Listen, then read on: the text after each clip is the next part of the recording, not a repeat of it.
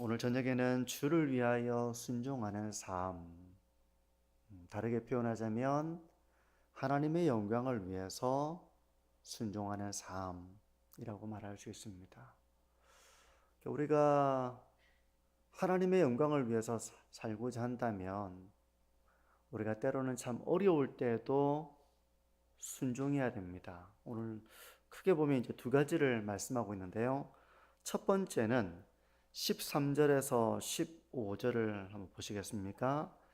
인간의 모든 제도를 주를 위하여 순종하되 혹은 위에 있는 왕이나 혹은 그가 악행하는 자를 징벌하고 선행하는 자를 포상하기 위하여 보낸 총독에게 하라. 곧 선행으로 어리석은 사람들의 무식한 말을 막으시는 것이라. 한마디로 인간의 모든 제도를 주를 위해서 순종하라. 그렇게 명령하고 있습니다. 인간의 모든 제도니 국가제도를 말하는 것이죠. 국가제도 안에는 다양한 제도가 있습니다. 법규가 있습니다. 교통법규도 국가에서 만든 법이며 또 제도이니까 우리가 지켜야 하죠.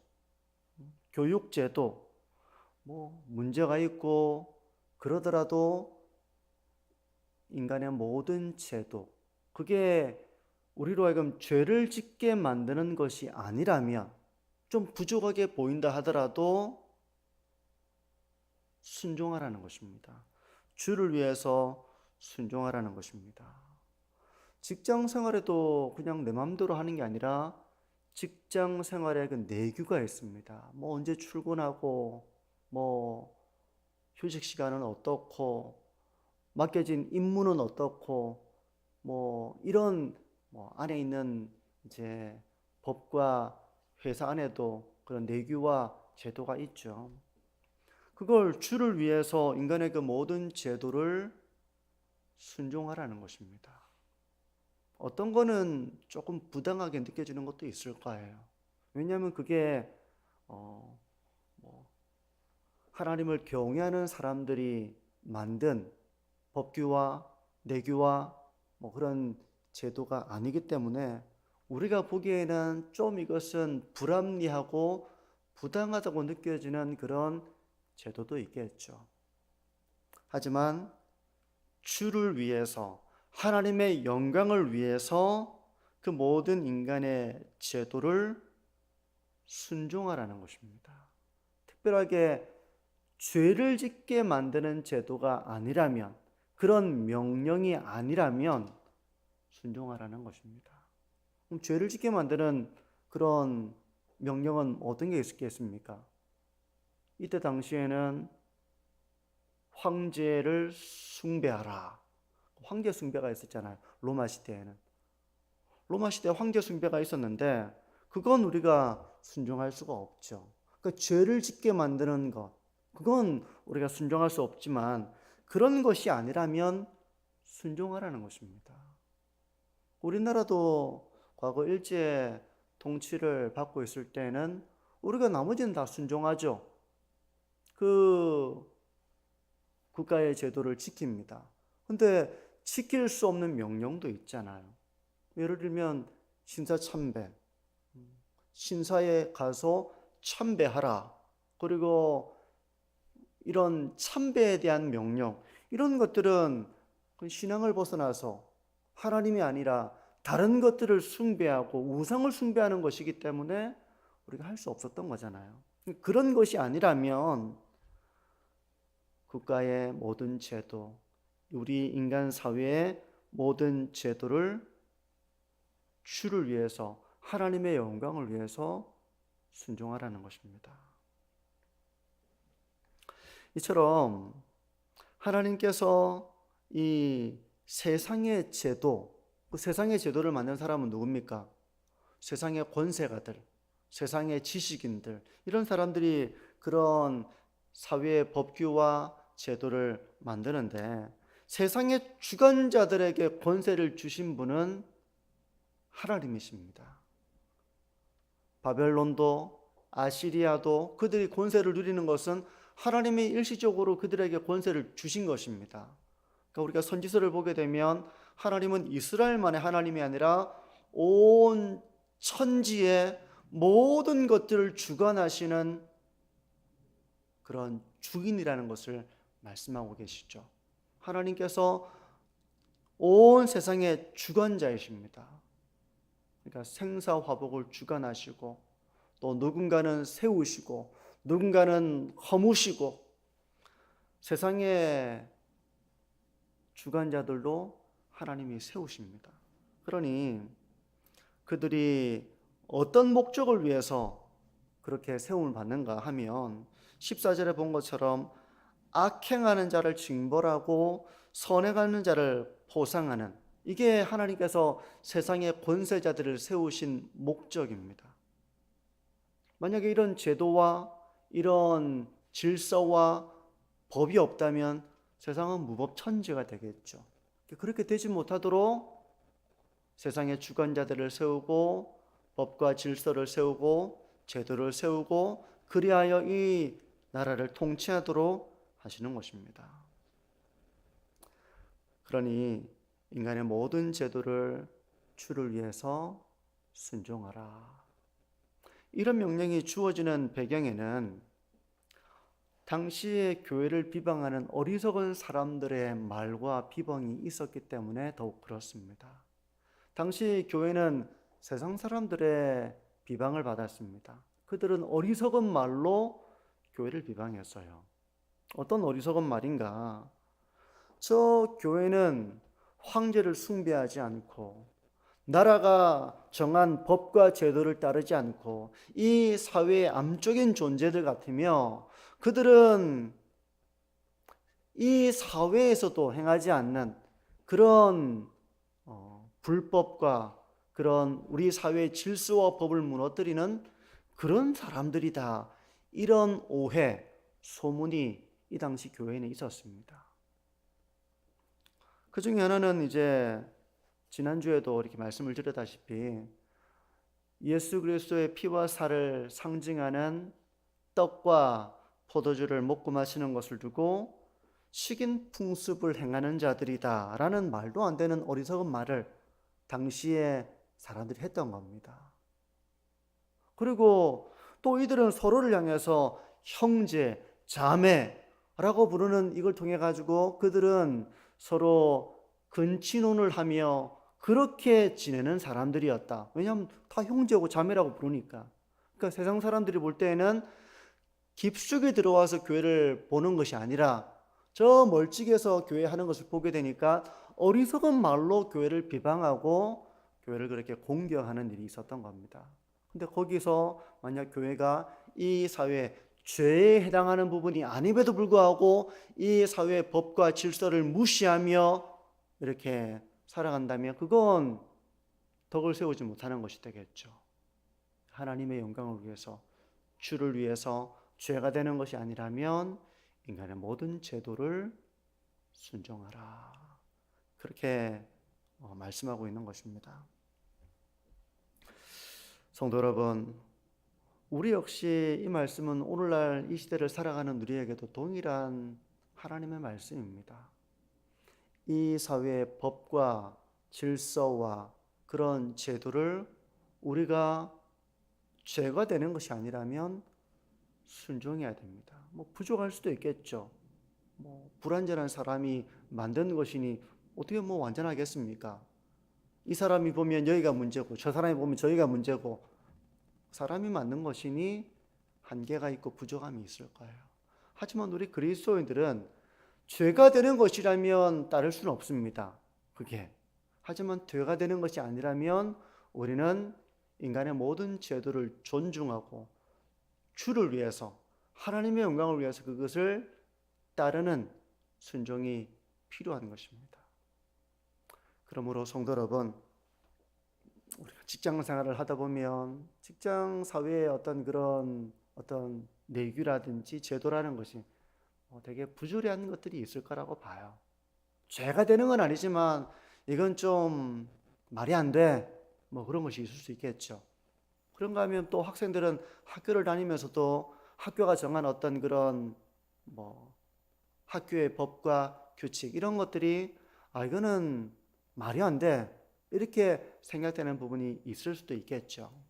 근데 죄가 되는 것이 아니라면 조금 부족하고 불완전하고 좀 그렇다 할지라도 주를 위해서 그것을 따르고 본이 되는 삶의 길을 걸어가는 것이 바로 하나님의 영광을 나타내는 그런 성도의 모습인 것입니다.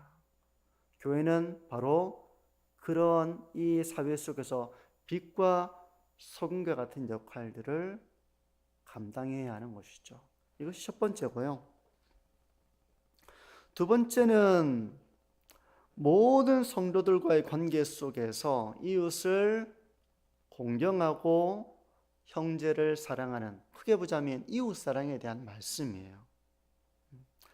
17절을 보시면 무사람을 공경하며 형제를 사랑하며 하나님을 두려워하며 왕을 존대하라.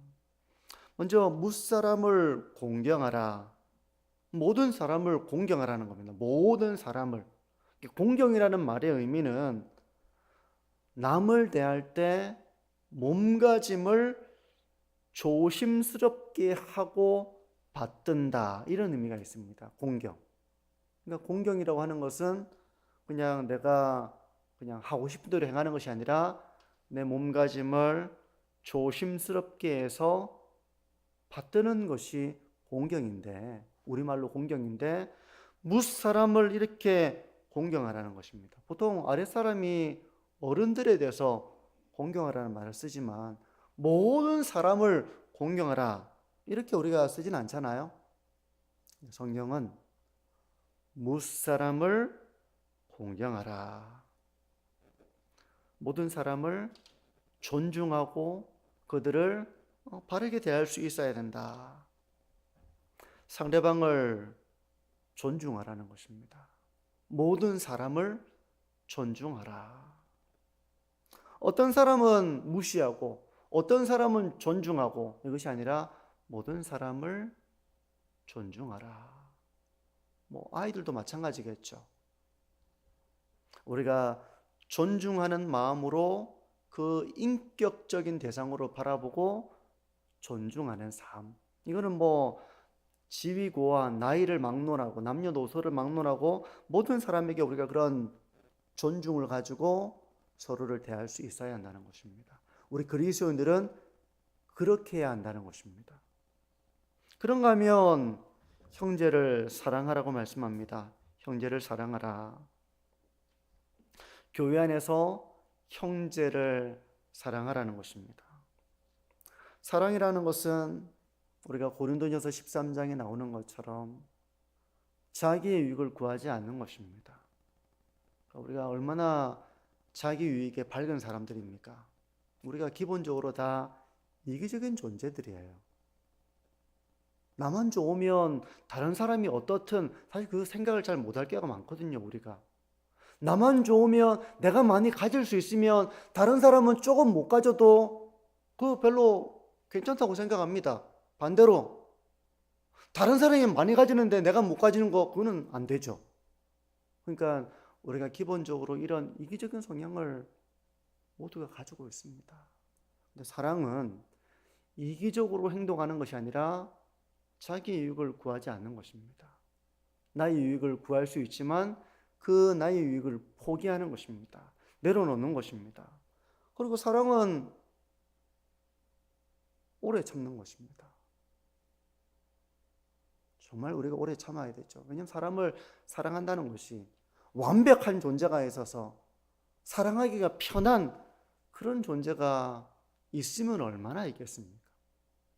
부모에게 자식이 그런 존재입니까? 오래 참는 거잖아요. 자식에게 부모님은 완벽한 존재입니까? 그렇지 못할 겁니다. 오래 참는 것입니다. 사랑이라고 하는 것은. 그 사랑은 교만하게 행하지 않는 것입니다. 교만하게 행하지 않는 것. 내가 높은 곳에서 낮은 너를 바라보고 있다. 교만한 거잖아요. 내가 너보다 낫다. 교만한 거잖아요. 그러면 교만한 사람은 사실 공경할 수 없습니다. 무사람을 공경할 수 없습니다. 내가 더 탁월하고 내가 더 괜찮고 내가 더 옳고. 그런데 사랑은 교만하게 행하지 않는 것이라고 말씀합니다. 그러니까 우리가 형제를 사랑할 때 이렇게 형제를 사랑하라는 것입니다.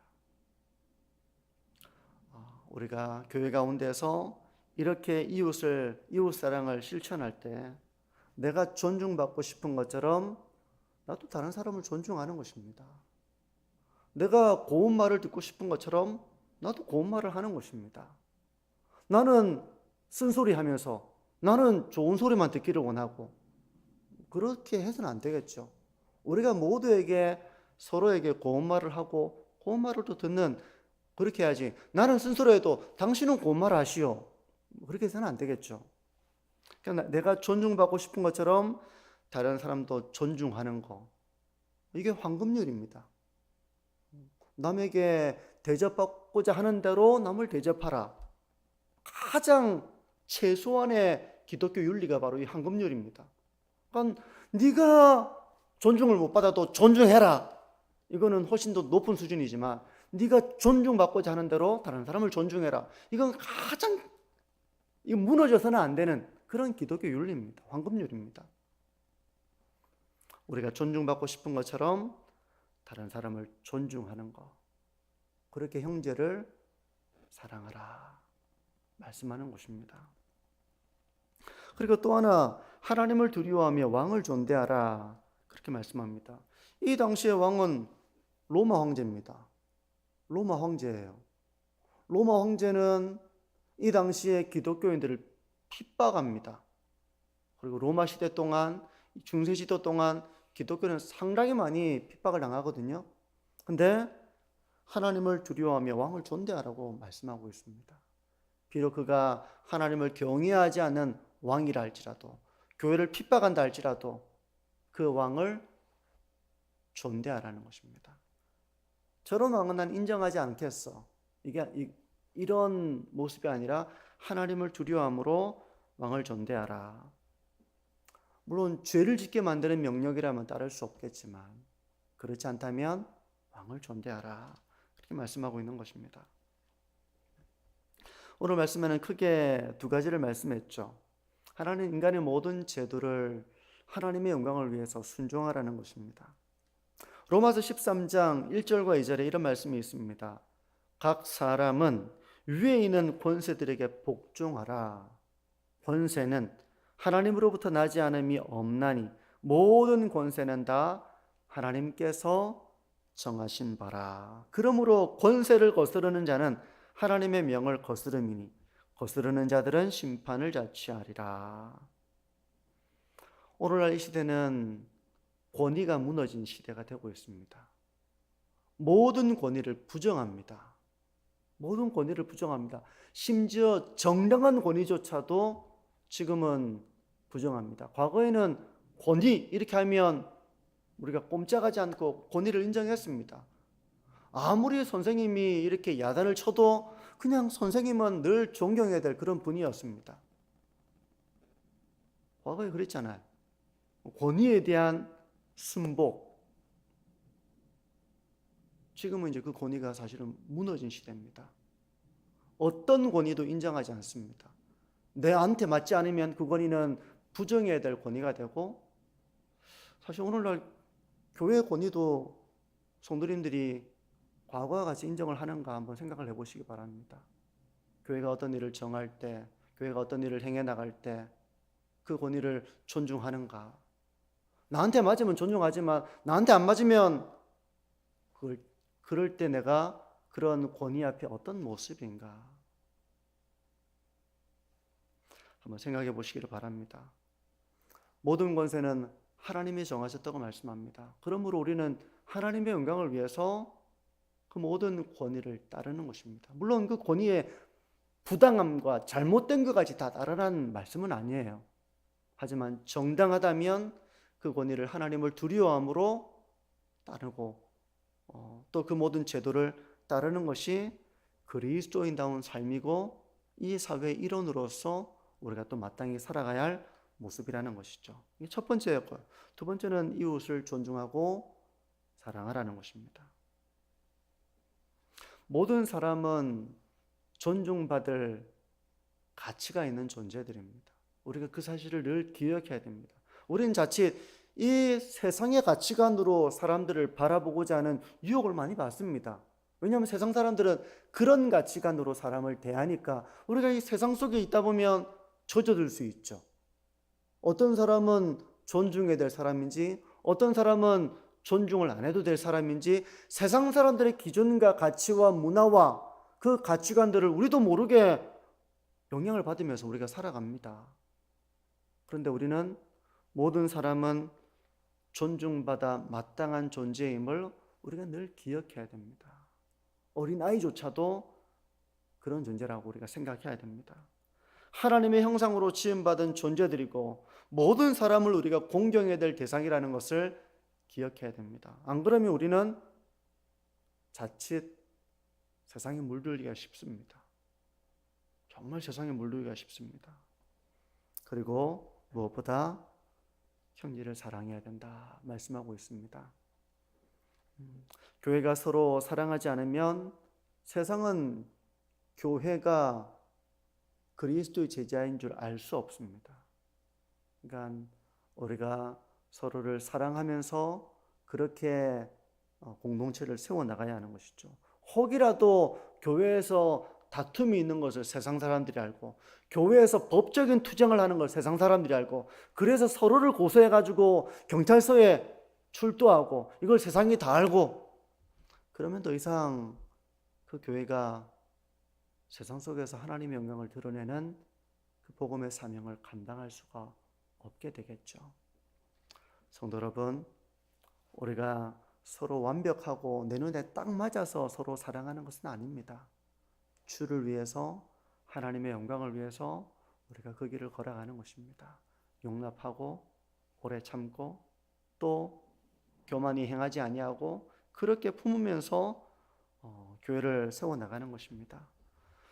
성도 여러분, 하나님이 우리에게 요구하시는 거룩한 삶, 이 땅에 우리가 나그네 된 삶 가운데 우리에게 주시는 명령은 바로 이 세상 속에서 빛과 소금과 같은 삶을 살아가고 서로 사랑하고 모든 사람을 존중할 줄 아는 그런 삶의 길을 걸어가라는 것입니다.